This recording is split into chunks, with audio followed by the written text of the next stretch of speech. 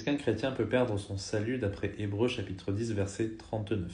On va lire le verset et je vais vous expliquer que non, comme toujours. Mais nous ne sommes pas de ceux qui se retirent vers la perdition, mais de ceux qui croient pour le salut de l'âme. Si ça parle de la perte du salut, expliquez-moi pourquoi au verset 14 il dit « Par une seule offrande, il a amené à la perfection pour toujours ceux qui sont sanctifiés ». Est-ce qu'il se contredit dans le même chapitre?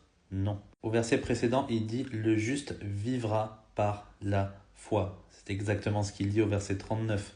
Nous sommes ceux qui croient pour le salut de l'âme. C'est pas possible pour nous qui sommes sauvés de nous perdre parce qu'on a déjà cru, nous sommes déjà sanctifiés et parfaits en Jésus-Christ. Ce passage est un encouragement pour des Hébreux qui souhaitaient revenir à la loi de Moïse parce qu'ils étaient persécutés.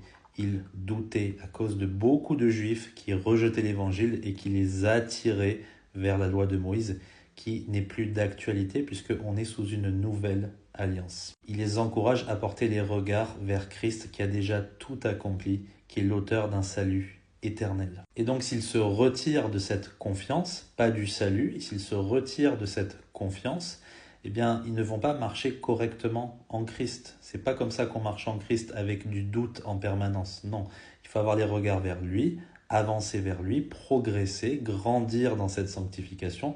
Et là, l'âme de Dieu prendra plaisir en nous. Mais ça n'a rien à voir avec le salut, parce qu'ils sont déjà enfants de Dieu. D'accord? Une autre interprétation possible, c'est l'apostasie. Il y a certains qui proclament être de Christ, même parmi ces Hébreux, mais qui ne le sont pas forcément. Et s'ils se retirent et qu'ils disent ne pas croire en Christ, etc., ils prouvent qu'ils n'ont jamais été des nôtres. D'accord?